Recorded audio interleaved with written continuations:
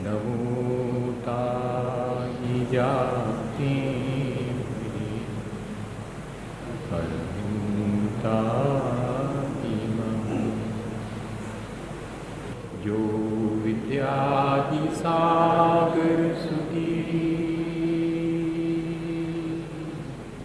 जो विद्यादि सागर सुधी गुरु हैं हितैषी शुद्धात्म में निरत नित्य हितोपदेशी वे पाप ग्रीष्म ऋतु में जल हैं सयाने पूजून हैं सतत केवल ज्ञान पाने पूजून के सतत केवल ज्ञान पाने। बोले भगवान महावीर स्वामी के, आचार्य कुंद कुंद स्वामी के, आचार्य गुरुवर विद्यासागर मुनि महाराज।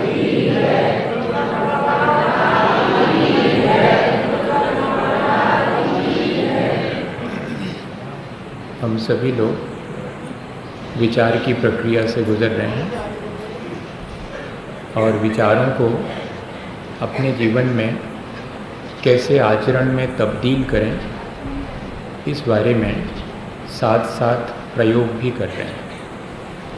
हमारा लक्ष्य एक ही है, हमें अपने जीवन को जैसे बने तैसे अच्छा बनाना है। जो जीवन हमने अज्ञानतावश गंवा दिया है, उसे लेकर हमें कोई विषाद नहीं करना है, क्योंकि गतम न सोचनीय। जो व्यतीत हो गया उसके सोच में शेष जीवन बिता देना बुद्धिवत्ता नहीं है। जो बीत गया उसे हम अपने जीवन में शिक्षा लेने के लिए अवश्य याद करें। मैंने किस तरह अज्ञानता में अपने जीवन को व्यतीत किया है। मैं चाहता तो अपने जीवन को बेहतर ढंग से जी सकता था, लेकिन मुझे न किसी ने कोई रास्ता दिया, न कोई किसी ने मुझे ज्ञान दिया और न ही किसी ने मुझे कोई सहारा दिया जिससे कि मैं अपने जीवन को अच्छा बना सकता। आज मेरे पास ज्ञान भी है, आज मेरे पास ठीक ठीक दिशा तय करने की सामर्थ्य भी है और आज मेरे पास सच्चे देवगुरु शास्त्र का सहारा भी है। तब बाह्य सारी चीज़ें अपने पास हो जाने पर फिर अपना प्रयत्न कम नहीं होना चाहिए। इसलिए हमने तय किया है कि अब हम इन सारी फैसिलिटी के होते और चूकेंगे नहीं। ये एक तरह का चांस है। हमारा जीवन इसलिए दुर्लभ है क्योंकि हम इस अवसर को बार बार नहीं पा पाते हैं, और यदि इस अवसर का हमने सदुपयोग कर लिया तब तो फिर दुर्लभता वास्तव में हमें मालूम पड़ेगी। अवसर वो दुर्लभ होता है जिस अवसर का हम लाभ उठा लेते हैं, वरना तो अवसर आकर के चला जाता है, उसकी दुर्लभता का हमें बोध हो नहीं पाता। तो हमने इस तरह अपने जीवन को एक व्यवस्था देने के लिए, अपने जीवन को एक दिशा देने के लिए इतनी सारी बातों पर विचार कर लिया है और विचार के साथ साथ प्रयोग भी शुरू कर दिया है। हम रोज़ रोज़ कुछ जानते हैं और जीवन में अनुभव भी करते हैं। कई बार हमारा जाना हुआ हमारे अनुभव से विपरीत मालूम पड़ता है। हम दोनों के बीच में एक सामंजस्य ढूंढने की कोशिश भी करते हैं कि इधर जो मैंने जाना है कि ये सारी चीज़ें जो मुझे दिखाई देती हैं वे एक न एक दिन अपनी बारी आने पर नष्ट हो जाएंगी, चाहे वो वस्तु हो या कि वो व्यक्ति हो। व्यक्ति अपनी बारी आने पर मरण को प्राप्त होता है, ठीक इसी तरह से वस्तु भी समय पा करके जीर्ण शीर्ण होकर के नष्ट हो जाती है। दोनों ही यहाँ पर शाश्वत नहीं हैं, ये मैंने जानकारी अभी तक हासिल की है, लेकिन मेरे जीवन में अनुभव तो कुछ और ही है। मैं अपने उस अनुभव से देखता हूँ कि रहते तो बहुत दिन तक हैं, बहुत सारे लोग हैं और बहुत सारी चीज़ें हैं। हम तो देख रहे हैं कि हमारे पिताजी ने जो चीज़ खरीदी थी वो आज भी उस कोने में पड़ी हुई है, कहाँ नष्ट हुई है। और भी हमने बहुत सी चीज़ें अपने जीवन में खरीदी थी। जब हम 10 बरस के थे, 12 बरस के थे, तो हमने कुछ चीज़ें खरीदी थी। आज हम 50-60 साल के हो गए, वो ज्यों की त्यों रखी हुई हैं। हमारा अनुभव तो ये कहता है कि ये चीज़ें तो ज्यों की त्यों रखी रहती हैं, शाश्वत हैं। तब फिर हमारे ज्ञान और हमारे अनुभव में तो बहुत बड़ी खाई पड़ गई। तब तो हम बहुत मुश्किल में पड़ गए। और ऐसी ही मुश्किल हमारे जीवन में बहुत है। हमारा अनुभव कुछ है और हमारा ज्ञान जो हमें बताया गया है वो कुछ और मालूम पड़ता है। हम दोनों के बीच कोई सामंजस्य नहीं खोज पाते हैं। आज हम ये प्रक्रिया रोज रोज, जिसको हमने अनुप्रेक्षा कहा है, जिसको हमने भावना कहा है, अंडरस्टैंडिंग कम विजुअलाइजेशन, हम जानने के साथ साथ अनुभूति को टैली करके दोनों को एक साथ देख रहे हैं। इस प्रक्रिया को बहुत खुली आंख से, बहुत खुले मन से देखना पड़ेगा। ठीक है, वो जो चीज़ मेरे पिता ने लाकर रखी थी वो ज्यों की त्यों रखी हुई है, उसकी अपनी एक सीमा तो है। ऐसा तो नहीं है कि वो चीज़ कभी नष्ट नहीं होगी। ये बात अलग है कि वो 50-60 साल या कि मेरे जाने के बाद मेरे बेटे के पास भी ज्यों की त्यों बनी रहे। लेकिन इसके मायने में ऐसा निर्णय कैसे ले सकता हूँ कि ये चीज़ हमेशा इसी रूप में बनी रहेगी। चीज़ तो बनी रहेगी लेकिन उसके रूप बदल सकते हैं। हमारे जीवन में भले ही हमारे अनुभव में ये बात बहुत कम आती है चीज़ों को लेकर के और व्यक्ति को लेकर के, लेकिन हम अगर अपने इस अनुभव को और अधिक थोड़ा सा और अधिक ब्रॉड बनाएं, थोड़ा सा और अधिक आगे बढ़ कर के देखें, तो हम देखते हैं कि हमारे देखते देखते कई चीज़ें नष्ट भी होती हैं, कई व्यक्ति भी मृत्यु को प्राप्त हो जाते हैं। तब फिर ये बात भी सही है कि यहाँ सब कुछ क्षणभंगुर है, और ये बात भी सही है कि यहाँ पर कुछ है जो कि शाश्वत है। मुझे उस क्षणभंगुर के पीछे जो शाश्वत है वह भी देखना है, और उस क्षणभंगुर को शाश्वत मानने वाले भ्रम से भी बचना है। एक चीज़ कल मैं भूल गया आपसे कहना, क्षणभंगुर हर चीज़ है। ये बात हमारे मन को बहुत दुविधा में डालती है। जब सारी चीज़ें क्षणभंगुर हैं तो क्यों संभालूं? और क्षणभंगुर हैं ऐसा विचार करने से मुझे होने वाला क्या है? एक दिन सबको मर जाना है अपनी अपनी बार, इससे मैं क्या मैसेज लूँ? तो इन तीनों चीज़ों पर विचार करने पर हमें मैसेज एक ही लेना चाहिए कि चीज़ें क्षणभंगुर हैं। इसके मायने ये नहीं है कि मैं उन्हें नहीं संभालूं। चीज़ें क्षणभंगुर हैं, इसके मायने ये नहीं है कि मैं उन्हें संभालने में अपनी सांसें भी गंवा दूं। बड़ा मुश्किल हो गया। दोनों चीज़ें, एक तरफ चीज़ें क्षणभंगुर हैं तो मैं संभालूं नहीं, और अगर संभालता हूँ तो आप कहते हैं कि संभालने से क्या होगा, वे तो नष्ट ही हो जाएंगे। नहीं भैया, दोनों चीज़ों को एक साथ समझना पड़े। क्षणभंगुरता का बोध मेरे भ्रम को तोड़ता है, और उसके पीछे जो शाश्वत है उसकी तरफ देखने की दिशा भी देता है। क्योंकि मैं अपने जीवन में अनुभव करता हूँ कि जो चीज़ें क्षणभंगुर हैं वे पर्याय की अपेक्षा से क्षणभंगुर हैं, लेकिन वे द्रव्य की अपेक्षा से क्षणभंगुर नहीं, वे शाश्वत हैं। और मेरी अपनी पूरी की पूरी बुद्धि या कि मेरा पूरा का पूरा अनुभव इन पर्यायों का है जो कि नाशवान है। मैं उस शाश्वत द्रव्य को नहीं देख पाता हूँ, इसलिए आचार्य भगवंतों ने अनित्यता का बोध कराया है। उसकी जगह पर वो कह सकते थे कि आत्मा शाश्वत है, उसका बोध कर लो। लेकिन आत्मा दिखाई नहीं पड़ती है। संसार की सारी चीज़ें कांटेक्ट में आती हैं और उनको मैं शाश्वत मानने का भ्रम पाले हुए हूँ। इसलिए कहना पड़ा कि ये सब जो कांटेक्ट में आने वाली दिखने वाली चीज़ें हैं वो सब क्षणभंगुर हैं, और इनको यदि क्षणभंगुर मान लिया तो फिर कौन है? अगर मेरी मृत्यु निश्चित है, मेरी मृत्यु निश्चित है, तो इससे बचने का उपाय क्या है? कोई ऐसा है जो कि शाश्वत है या नहीं है? ये प्रश्न मेरे भीतर उठे बिना नहीं रहेगा। इसीलिए शायद ये बात अनित्यता की कहना जरूरी हो गई, क्षणभंगुरता की बात इसलिए कहना जरूरी हो गई ताकि मेरे कदम उस शाश्वत की तरफ बढ़ें, मेरी क्यूरोसिटी उस शाश्वत को जानने की हो जाए। अनित्य पदार्थों को जानने और उनको संभालने में मैं पूरा वक्त क्यों जाया करूं? इससे बेहतर है कि मैं इनकी अनित्यता जान करके इन्हें संभालूं तो, लेकिन इनके साथ साथ जो शाश्वत है उसको भूल न जाऊं, उसको पाने के लिए प्रयत्न करूं। दो ही स्थितियां होती हैं। शरीर एक ना एक दिन नष्ट हो जाने वाला है, सो खूब खिलाओ पिलाओ और संभाल के रखो। और आत्मा तो शाश्वत है, शाश्वत है तो उसकी चिंता करने की आवश्यकता ही नहीं है।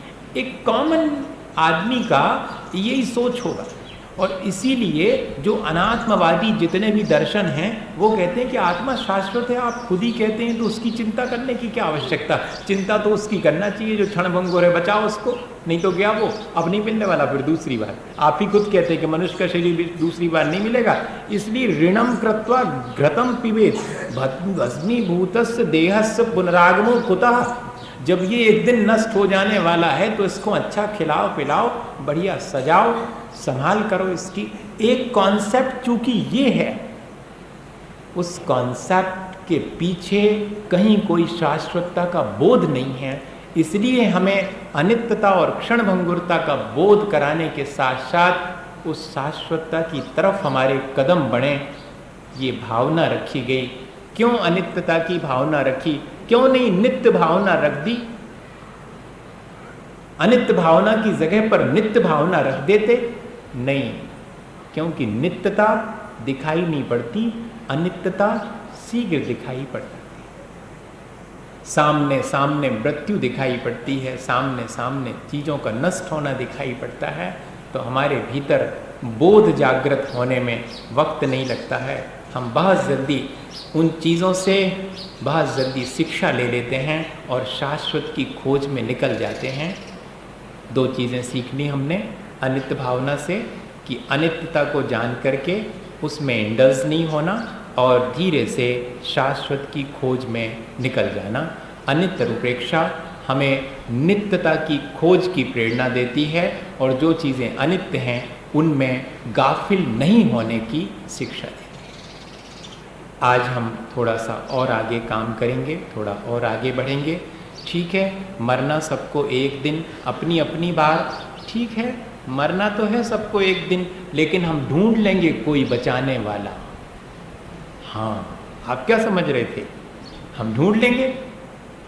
तो अगर आपके मन में ये भाव आ जाए कि अब हम ढूंढेंगे कोई बचाने वाला, कोई सहारा, किसी छोटे से छोटे गांव में या किसी बड़े से बड़े शहर में अपना घर छोड़ के हम जाते हैं तो एक ही चीज़ मन के भीतर रहती है, कोई वहाँ अपना मिलेगा कि नहीं। ये हरेक के मन में रहता है, वहाँ कोई अपना होगा, नहीं होगा तो अपन अपना बना लेंगे। क्यों? ज़रूरी है अपने संभालने के लिए, सहारे के लिए, ये जानते हुए भी कि सारे संयोग क्षणभंगुर हैं, लेकिन उन संयोगों में हम शरण ढूंढते हैं, उन संयोगों में हम सहारा ढूंढते हैं। आज हम ये भी देख लें कि जो हम सहारा ढूंढ रहे हैं मृत्यु से बचने का या उस अनित्यता से बचने का, क्या वो सहारा ठीक है?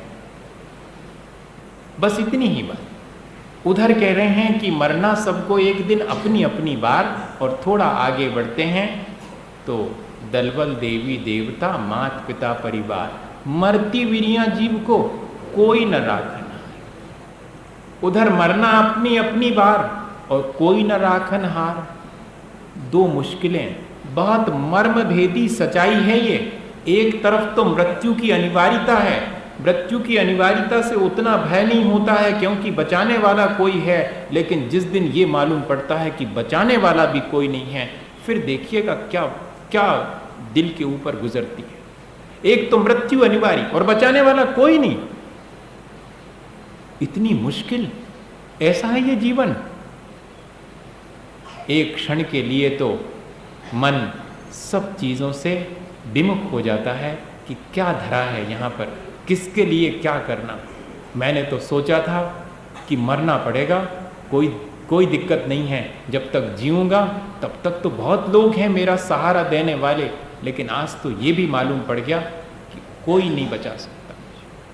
मैं तो सोच रहा था कि मृत्यु अनिवार्य है तो मैं सारे इंतजाम कर लूँगा मृत्यु के बचने के, और मैंने अपने मृत्यु से बचने के इंतजाम भी बहुत सारे किए हैं। मैंने सोचा है कि किसी ऊंचे पद पर रहूँगा तो शायद मृत्यु को भी मेरे पास आने से डर लगे, जैसे कि लोगों को मेरे पास आने से डर लगता है। तो मैं बहुत बड़े पद और प्रतिष्ठा पाने के लिए लालायित हो गया कि शायद पद और प्रतिष्ठा मुझे सहारा देगी, मुझे मृत्यु से बचा लेगी। फिर मैंने सोचा कि नहीं, ऐसे कैसे, मेरे पास बहुत सारे पैसे और धन होगा, मैं एक बहुत बढ़िया महल बनाऊंगा जिसमें कि मैं सारे दरवाजे बंद करके सोऊंगा, रात बिरात मृत्यु घुस ही नहीं पाएगी, जैसे लोग नहीं घुस पाएंगे ऐसे। तो मैंने धन पैसा इकट्ठा करना शुरू किया कि शायद इसकी वजह से मेरी मौत टल जाएगी, क्योंकि बड़े लोगों के लिए हमने देर से मरते देखा, गरीब शरीफ मर जाते होंगे, राजा महाराजा थोड़ी मरते होंगे। मैं राजा महाराजा बनूंगा, बहुत बड़ा पद प्रतिष्ठा वैभव। फिर मैंने सोचा कि नहीं, ये भी अगर मुझे नहीं बचा पाएंगे तो वो जो एक उधर मझार बनी हुई है उस पर चादर चढ़ाऊंगा, वो जो एक मंदिर बना हुआ है उसमें दीपक जलाऊंगा, वो जो एक मंदिर बना है उसका प्रसाद खाऊंगा, वो जो देवी देवता हैं उनके पास जाकर के और प्रणाम करूंगा, उनसे प्रार्थना करूंगा, अपने जीवन की प्रार्थना करूंगा। ये सब बताते हैं कि बहुत शक्तिशाली हैं ये सब, इनके सामने दीप जलाएं, इन पर चादर चढ़ाएं और इनके सामने माथा टेकें, इनके सामने प्रार्थना करें तो शायद ये सबसे शक्तिशाली हैं, ये मुझे बचा लेंगे। तो फिर मैंने ये सब भी करना शुरू किया, धन वैभव पद प्रतिष्ठा मंत्र तंत्र देवी देवता सब मैंने काय के लिए जोड़ करके रखे हैं, अपने बचा लेने के लिए, और कोई कारण नहीं था इनके जोड़ने, मैं बचा रहूं इसके लिए सारे इंतजाम मैंने एक बार नहीं कई बार करके देखे हैं, लेकिन मेरे ये सारे इंतजाम फेल हो जाते हैं। ये भी मैंने अपने जीवन में अनुभव किया, और इतना बड़ा अनुभव करने के बाद भी मैं इस जीवन को कैसे जीऊं ये तय नहीं कर पाता हूं। बस इतना ही है, ये वास्तविकता मुझे मालूम पड़ने के बाद अब मुझे अपने जीवन का क्या स्टाइल बनाना है। ऐसा नहीं है कि जीवन से विमुख हो जाना है, ऐसा नहीं है कि मरण को स्वीकार कर लेना है कि मरण की अनिवार्यता है और बचाने वाला कोई नहीं है तो आज ही मर जाता हूं, ऐसा नहीं। ना ऐसा है कि हम सारे संसार से विमुख हो जाएं, नहीं, सिर्फ किस तरह जिएं इस संसार में अलिप्त होकर के जिएं। अशरण हमें स्वावलंबन देता है। अभी तक तो हम इससे उससे सहारा पाकर के और गाफिल हो जाते थे कि ये मुझे बचा लेंगे, लेकिन आज मेरी आंख खुल गई, मुझे अनुभव हो गया कि जब मेरा मरना अनिवार्य है और बचाने वाला कोई नहीं, बचाने वाला कोई होता तो उससे मर्सी अपील कर लेते कि बाबा जब मरने की मेरी बारी आए तो तुम हो, तुम्हारी जिम्मेदारी है, तुम बचा लोगे। लेकिन उसने भी हाथ ऊंचे कर दिए, खड़े कर दिए हैं कि बचा नहीं पाऊंगा, तुम्हारा प्रिय हूं। फिर भी पिता का बेटा भी अपने पिता की मृत्यु में असहाय और हाथ बांधे सिर झुकाए खड़ा रहता है, सिर्फ इस बात का इंतजार करता है कि किस क्षण सांस निकलेगी और 13 दिन की जो प्रक्रिया है वो मुझे करनी है। इस बात का इंतजार है और किसी चीज़ का इंतजार नहीं। इस बात का इंतजार नहीं है कि कोई आएगा और इनमें सांसें डाल देगा, या कि मैं ही इनका बेटा हूँ 2 सांसें इनमें डाल दूंगा। आज तक किसी ने ऐसा देखा नहीं होगा, किसी का अनुभव है इस बात का।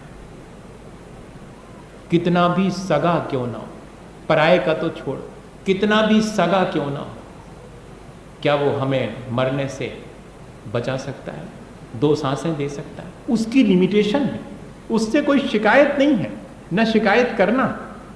अशरण भावना शिकायत करने के लिए नहीं है और शरण खोजने के लिए है, और वास्तविक शरण खोजने के लिए है। ये सारी चीज़ें जो मैंने जिनको मैंने शरण मान करके अपने चारों तरफ जोड़ के रखा है, वे शरण नहीं है, इस बात का अनुभव हो जाओ। सहारा तो मुझे चाहिए है, बिना सहारे के तो मेरा जीवन नहीं चलेगा, लेकिन मैं धोखे में हूं। जिन चीज़ों को अपना सहारा मानता हूं, वे चीज़ें मेरा सहारा कहाँ तक दे सकती हैं? एक लिमिट है। कमला चलत न पैण जाए मरघट तक परी, एक लिमिट है।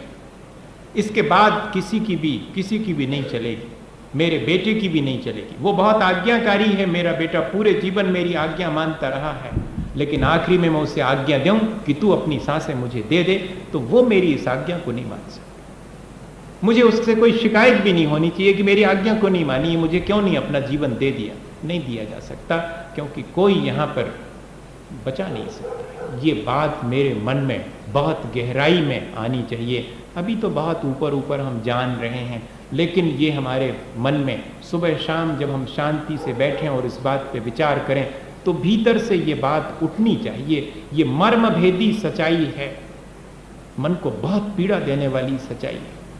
मन डगमगा जाएगा अगर वास्तव में इस बात को, अभी तो विचार कर रहे हैं तो कोई विशेष फर्क नहीं पड़ रहा, थोड़ा बहुत फर्क पड़ेगा, क्योंकि सब बैठे हैं और सबको देख रहे हैं तो बड़ा सहारा लगता है। और जब कोई अकेला बैठा हो और जब इस तरह का विचार करे, तो एक बार तो दरवाजा खोल करके बाहर जा करके और आवाज देगा बहुत जोर से कि कोई है। आप अनुभव करके देखना इस चीज को, बहुत संभल करके किसी कमरे में अपने आप को बंद करके फिर इस बात का विचार करना, खतरा बहुत है। इतना एकाकीपन का अनुभव होता है, इतने आशरण का अनुभव होता है कि लगता है कि कोई भी नहीं, मेरा यहाँ कोई नहीं। और ये चीज बहुत पीड़ादायक होती है। हमें इससे ऊपर उठना है। मेरा यहाँ कोई नहीं है, ये बात मैं बहुत मजे से कह सकूं। ये विद्या सीख लेनी। अभी ये विद्या वाणी में तो है, लेकिन जीवन में नहीं है। मेरा कोई नहीं है यानी पूरी रिस्पॉन्सिबिलिटी मेरी है, बस बात खत्म हो गई। जब मेरी पूरी रिस्पॉन्सिबिलिटी है, मेरी पूरी जिम्मेदारी है, तो अब तो बहुत दिन हो गए लापरवाही में जीते हुए, इससे और उससे सहारा खोजते हुए। अब तो मुझे अपने जीवन को स्वावलंबी बना लेना चाहिए। जैसे कि जब पिता नहीं रहते हैं और माँ तो पहले ही चली गई थी और बेटा अकेला है, छोटे छोटे 2 भाई हैं और एक बहन है, तब मैं ही बड़ा, मेरी जिम्मेदारी।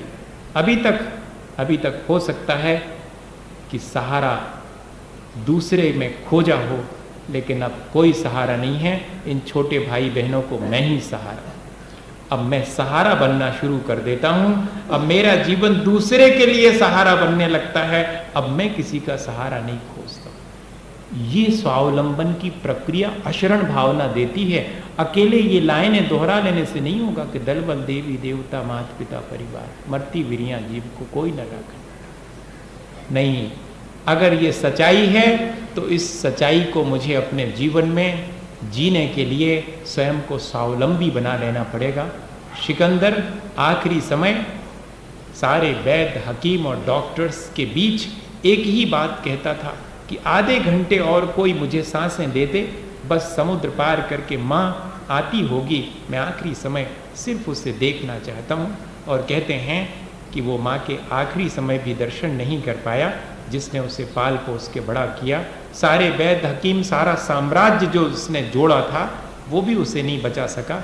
और तब आखिरी में उसे अपने दोनों हाथ बाहर अर्थी से निकालने के लिए कहना पड़ा, क्योंकि सच्चाई उसके सामने खड़ी हुई है।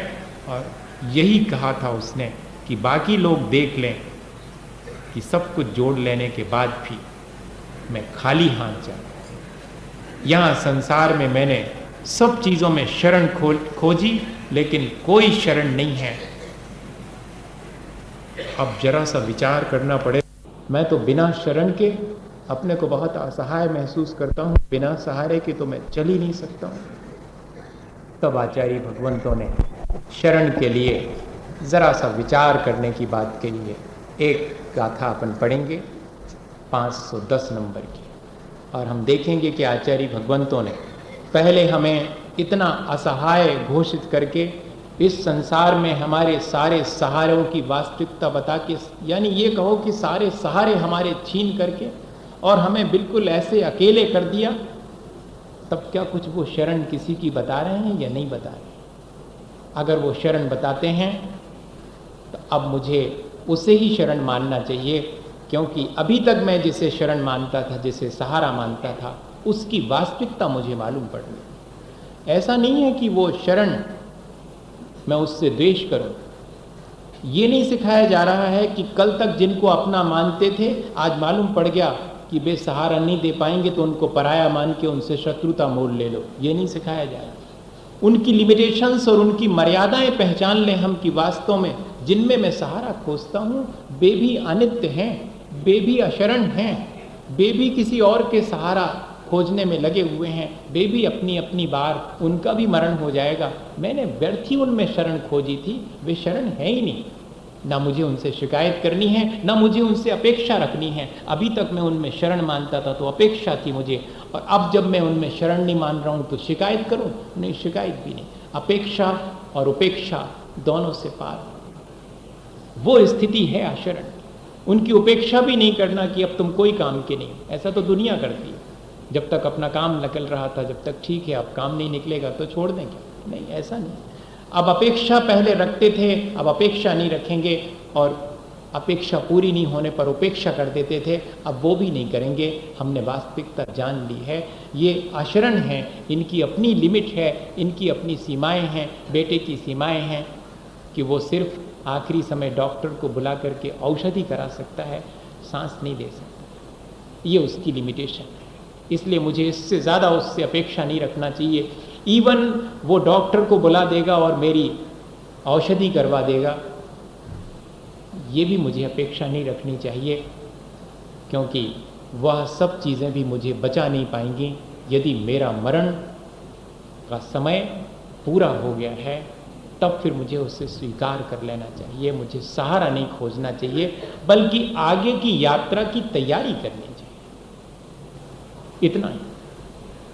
अब वो आगे की यात्रा की तैयारी, वो जो शरण है वो कौन सी है, इस अशरण भावना के साथ साथ उस शरण की भी बात करनी आवश्यक है।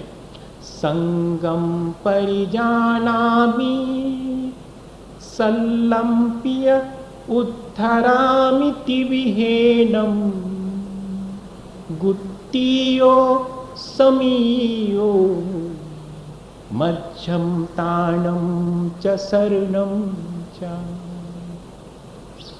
मैं संग शल्य त्रय को त्रय योग द्वारा हूँ हेय जान तजता जड़ के विकारा। मेरे लिए शरण त्राण प्रमाण प्यारी हैं गुप्तियाँ समितियाँ भव दुख हारी। चार ही मेरे लिए शरण हैं, बाकी और कोई शरण नहीं है। और उन चार लोगों ने भी अपने को शरणभूत जिनके द्वारा बनाया है वो धर्म मेरे लिए शरणभूत है, पंच परमेष्ठी मेरे लिए शरणभूत हैं, और धर्म मेरे लिए शरणभूत है। इस संसार में और कोई शरणभूत नहीं, क्योंकि बाकी सब एक ना एक दिन नष्ट हो जाने वाले हैं। धर्म शाश्वत है, वो हमेशा रहता है, और मैं उसे अपने जीवन में अपने साथ लेकर के जा सकता हूँ। मैं अपने बेटे को, मैं अपने परिवार को, मैं अपने धन पैसे को अपने साथ नहीं ले जा सकता, ना ये मुझे जाने से रोक सकते हैं, बचा सकते हैं। मैं अपने साथ ले जा सकता हूँ अपने आत्म धर्म को, मैं ले जा सकता हूँ पंच परमेष्ठी के प्रति अपनी श्रद्धा। और पंच परमेष्ठी के प्रति अपनी श्रद्धा और धर्म की शरण, ये मुझे, ये पूरा जो संसार जो कि अशरण है उससे मुझे बड़ी राहत देते हैं। शरण के मायने क्या है? शरण के मायने सीधा अर्थ तो है कि बचाने वाला। तो क्या ये जो मैं शरण मान रहा हूँ पंच परमेष्ठी और धर्म को, क्या ये मृत्यु आने पर मुझे बचा लेंगे? आप तो कह रहे हैं कि ये शरण है, तो क्या ये मुझे बचा लेंगे मृत्यु से? नहीं, मृत्यु से ये भी मुझे नहीं बचाएंगे। ना मुझे धर्म मृत्यु से बचा सकता है, ना मुझे पंच परमेष्ठी मृत्यु से बचा सकते हैं। तो किस बात से मुझे आप ये कह रहे हैं कि ये शरण है? ये इसलिए शरण है कि ये मुझे मृत्यु के भय से बचा लेते हैं, ये मुझे वियोग की पीड़ा से बचा लेते हैं। ये बचाना ही सबसे बड़ी शरण है। मुझे संकल्प विकल्प, मुझे आकुलता विकलता जो कि संयोग से वियोग में होती है, जो जन्म और मृत्यु के बीच मैं संकल्प विकल्प और आकुल विकलता करता हूँ, उस आकुल विकल्प परिणामों से और संकल्प विकल्प से बचा लेते हैं। मुझे मृत्यु के भय से और मुझे वियोग की पीड़ा से अगर बचाने वाले कोई हैं तो मेरा धर्म और ये पंच परमेष्ठी हैं, यही मेरे लिए शरण। हालांकि ये मुझे मृत्यु से भी नहीं बचाएंगे, लेकिन मृत्यु मेरा कुछ नहीं बिगाड़ सकती है। इस बात का सहारा देने वाला अगर कोई है तो वो धर्म है और पंच परमेष्ठी। मृत्यु से मेरा कोई बिगाड़ नहीं होगा। ये कौन बताता है मुझे? मुझे धर्म बताता है, मुझे पंच परमेष्ठी बताते हैं, इसलिए मेरे लिए शरण है। और जब जब मेरे जीवन में वियोग की पीड़ा आ जाती है तब मुझे धैर्य बंधाने वाला मेरा धर्म है, ये पंच परमेष्ठी हैं कि कोई बात नहीं, संयोग और वियोग तो लगा ही हुआ है। ये मुझे समझा करके मुझे धैर्य बंधाते हैं, मुझे सहारा देते हैं, मुझे आलम्बन देते हैं, मुझे उस शाश्वतता की खोज करने के लिए, मुझे अपने जीवन को अच्छा बनाने के लिए। तब देखिएगा, एक तरफ हमारा सब कुछ हमें वास्तविकता का बोध बता करके, और सब कुछ ऐसा लग रहा था कि जैसे सब कुछ छीन लिया हो।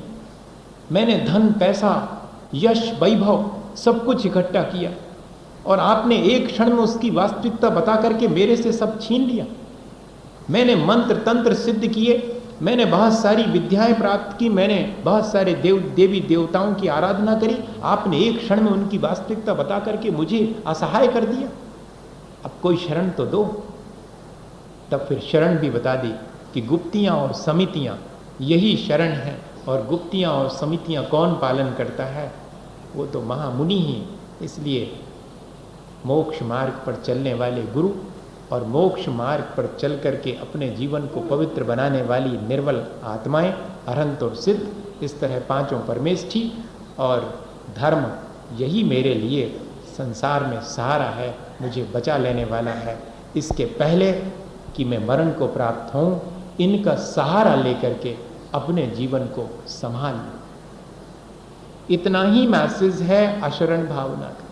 अशरण भावना का ये मैसेज नहीं है कि यहाँ कोई शरण नहीं है इसलिए सबको धक्का देके घर से बाहर निकाल दो, को घुमाव नहीं है, हमने सब देख लो, सब समझ लो। आज अच्छी प्रवचन भाई और महाराज ने बताई कि को अपनों नहीं है, सबको छोड़ो छाड़ो अपने चलो, ये मैसेज है। मैसेज ये है कि इन सब के बीच जबकि मुझे मालूम पड़ गया है कि ये सहारा नहीं दे सकते, तो मैं इनसे अपेक्षा क्यों रखूं? मैं कितनी अपेक्षा रखता हूं, जिनको मैं अपना मानता हूं उनसे कितनी अपेक्षा रखता हूं, और मेरी अपेक्षाएं पूरी नहीं होने पर मैं उनसे घृणा करने लगता हूं। अब ना मैं उनसे कोई अपेक्षा रखूंगा, ना मेरे अंदर कोई घृणा आएगी, ना मेरे अंदर उनके प्रति कोई गाफिलता आएगी। मैं उनके साथ जब तक जीऊँगा प्रेम से जीऊँगा। ठीक इसी तरह जैसे कि कोई ट्रेन में 2 दिन के लिए साथ हो जाता है, बड़ा सहारा लगता है कि कोई तो है 2 बातें बोलने के लिए, लेकिन उसके साथ साथ ये भी वास्तविकता मालूम रहती है कि उसका स्टेशन आता ही होगा और वो नीचे उतर जाएगा। जब उससे नीचे उतर जाना है 2 स्टेशन के बाद, तब क्यों हम अपनी बोली बिगाड़ें, क्यों हम उससे घृणा करें, क्यों द्वेष करें? उतनी देर और उसके साथ प्यार के साथ जी लें, उसके साथ रह लें, और उससे कोई अपेक्षा नहीं। जितना हम अपेक्षा शून्य प्रेम करेंगे उतनी ही निश्चिंतता और उतना ही आनंद आएगा। आशरण अनुप्रेक्षा हमें निस्वार्थ प्रेम सिखाती है। अभी तक तो हम उसमें सहारा मान करके अपना स्वार्थ साधते थे, आज हमें मालूम पड़ गया कि उसमें सहारा है नहीं। अब मैं अगर करूं तो उससे निस्वार्थ प्रीति करूं और अपने मार्ग पर चलता जाऊं। मेरी वास्तविक प्रीति तो मेरे लिए जो शरणभूत धर्म है और पंच परमेष्ठी हैं उन्हीं में होनी चाहिए। और इससे पहले कि मेरे जीवन का समापन हो, मुझे अपने जीवन को इनकी शरण के माध्यम से अच्छा बना लेना चाहिए। हताश नहीं होना चाहिए, संसार को अशरण जान करके हताश नहीं होना। मेरे लिए इस संसार में कोई शरण है, ये बात ध्यान में बना करके और अपने जीवन को व्यतीत करना। एक कलाकार था बस, और बात अपनी पूरी कर दूं, समय भी हो गया। घटना बहुत पुरानी है और सच्ची घटना है। बहुत बड़ा कलाकार था और उस कलाकार के जीवन में ये हुआ कि एक दिन वो घर से बाहर निकला तो जो उसका बहुत प्रिय व्यक्ति था उसका एक्सीडेंट हो गया, उसके दोनों हाथ नहीं रहे। बहुत दुखी हुआ कलाकार, लेकिन इतने में ही अंत नहीं था। उसे मालूम पड़ा कि उसके एक और दूसरे मित्र के एक्सीडेंट में दोनों पैर नहीं रहे। इतने में ही शायद पूरा नहीं होना था, उसे मालूम पड़ा कि उसके अत्यंत प्रिय व्यक्ति की दोनों आंखें भी खो गई। कितना मर्म भेदी उसके जीवन में वाकया हुआ। तीन घटनाएं एक साथ, एक के हाथ, एक के पैर और एक की आंखें सब चली गई। ये वास्तविकता तो थी, लेकिन ये वास्तविकता उसके मन को इतनी गहरी चोट पहुंचा के गई कि उसे सारी दुनिया बेमानी मालूम पड़ने लगी और उसने विड्रॉ कर दिया। हम सब भी ऐसा कई बार कर चुके हैं। अपने प्रियजनों की पीड़ा में हम अपना संसार स्थगित कर देते हैं थोड़ी देर के लिए। हमें लगता है कि सब कुछ व्यर्थ है।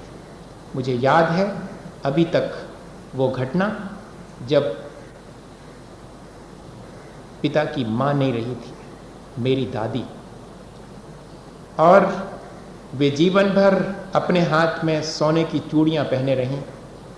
उन्होंने अपने जीवन साथी के मर जाने के बाद भी सोने की चूड़ियाँ नहीं उतारी थी। और पिता ने सुनाया था घर आकर के कि सोने के प्रति मेरे मन में बहुत लगाव था और उस दिन के बाद से मेरा सोने के प्रति लगाव नष्ट हो गया। कैसे नष्ट हुआ? जब अपनी माँ को चिता पर सुला करके कफन तो खींच ही लिया था, और जब वे सोने की चूड़ियाँ उतारी थीं तब सोने की चूड़ियाँ अपने हाथ में रखे लाए थे तो ऐसा अनुभव होता था जैसे कि अंगारे हाथ पे रखे हो। ये माँ ने जीवन भर पहनी और इनको मैं उनकी मृत्यु पर उनसे छीन करके ले आया। इतना भी नहीं हुआ कि उन्हीं के साथ चले जाने देता, तब वो सोना व्यर्थ मालूम पड़ता था। जीवन में ऐसे अनुभव कई बार बहुत बड़ा मैसेज दे के चले जाते हैं, लेकिन ये पॉजिटिव मैसेज लेना है कि नेगेटिव मैसेज लेना है, ये हमारे ऊपर निर्भर करता है। जब हम इस तरह अपने प्रियजनों को और नष्ट होते, जिनमें हमने शरण मानी थी, उनको नष्ट होते देखते हैं, तब फिर हम इतने बेसहारा होकर के इतने दीनहीन और दुखी हो जाते हैं, जैसा कि वो कलाकार हो गया और उसने अपनी कला से भी विमुख होकर के कोई भी चित्र बनाने से इनकार कर दिया। बस हाथ पर हाथ रखे शून्य में झांकते हुए हमेशा बस जीवन गुजारता था। ठीक से ना खाता था, ना पीता था, ना किसी से मिलता था। लोग कहते थे कि बनाओ, कुछ तो बनाओ मन लगाने के लिए। वो कहता था कि किसी भी दिन मेरे दोनों हाथ नष्ट हो जाएंगे, किसी भी दिन मेरे दोनों पैर टूट जाएंगे, किसी भी दिन मेरी दोनों आंखें चली जाएंगी। क्या मतलब है इस जीवन का? व्यर्थ है। अशरण भावना ये संदेश नहीं देती है। उसने आधा समझा था। कई वर्ष व्यतीत हो गए, जो गुरु उसके जंगल में चले गए थे और साधु हो गए थे, उन तक ये खबर पहुंची। वे आए, लोगों ने तो बहुत समझाया कि तुम नहीं मरोगे, तुम्हारे हाथ नहीं टूटेंगे, तुम्हारे पैर नहीं टूटेंगे, तुम्हारी आंख नहीं फूटेगी। लेकिन उसने कहा संभव ही नहीं, मेरी भी ये सब कुछ होगा। जब दूसरे का हो सकता, मेरे प्रियजनों का हो सकता, मेरे देखते देखते तो मेरा भी होगा, और इसलिए जब मेरा होगा इसलिए मैंने अब जीवन जीना ही स्थगित कर दिया। नहीं, ये आधा अधूरा सोच था। गुरु जी आए और उन्होंने कहा कि मैंने सुना है कि तुमने अब कोई भी चित्र बनाने से इनकार कर दिया। उसने कहा गुरु जी, किसी भी दिन मेरी दोनों आंखें चली जाएंगी, किसी भी दिन मेरे दोनों हाथ टूट जाएंगे, किसी दिन मेरे दोनों पैर टूट जाएंगे, क्या मतलब? उन्होंने कहा अरे तुम्हें ये मालूम पड़ गया, तुम्हें ये मालूम पड़ गया? तो उसने कहा हाँ मुझे मालूम पड़ गया। तो ये तो मैं तुम्हें बताना ही भूल गया, ये तो निश्चित है। उसने कहा आप ही पहले व्यक्ति हैं जो कह रहे हैं कि निश्चित है। लोग तो कह रहे हैं कि नहीं तुम्हारे साथ ऐसा कुछ नहीं होगा, पर आप कह रहे हैं कि हो सकता है। मैं भी तो ये कह रहा हूँ। तो उन्होंने कहा मैं इसलिए कह रहा हूँ कि इससे पहले कि तुम्हारी दोनों आंखें फूटें, दोनों हाथ टूटें और दोनों पैर बेकाम हो जाएं, इसके पहले तुम्हें कुछ ऐसा बना लेना चाहिए, कुछ ऐसा कर लेना चाहिए जिससे जीवन सार्थक हो जाए। अरे ये तो मुझे बता ही नहीं था किसी ने। मैं तो ये सोचता था कि जब ये सब चीज़ें नष्ट हो जाएंगी, जब मुझे इनमें कोई सहारा नहीं है, तब मुझे इनसे विड्रॉ कर लेना चाहिए। नहीं, इससे पहले कि ये सब मेरा साथ छोड़ें, ये सब चीज़ें नष्ट हों, मुझे इनके साथ का सदुपयोग कर लेना चाहिए। मुझे इन सब चीज़ों का उपयोग कर लेना चाहिए। और कहते हैं कि बहुत खुश हुआ वो कि अभी तो मेरी दोनों आंखें बस फूटने वाली हैं। कल हो सकता है कि कल की सुबह मेरी दोनों आंखों की रोशनी चली जाए, हो सकता है कि शाम मेरा हाथ काम करते करते रुक जाए, हो सकता है कि चलते चलते मेरे दोनों पैर बेकाम हो जाएं, लेकिन इससे पहले कि वे बेकाम हों, मुझे एक बहुत बढ़िया आर्ट बना लेना है। और कहते हैं कि वो मरण से पहले तक बहुत आनंदित होकर के एक से एक आर्ट बनाता रहा। अपने जीवन को उसने सार्थक कर लिया। हम अपने जीवन को ऐसा ही विचार करके और उसका सदुपयोग करके, इससे पहले कि मेरा सहारा छिने, इससे पहले कि मेरा मरण हो, मैं अपने जीवन को सार्थक करने के लिए धर्म और पंच परमेष्ठी की शरण लेकर के और अपने जीवन को सार्थक कर सकूं, इसी भावना के साथ बोलिए आचार्य गुरुवर विद्यासागर मुनि।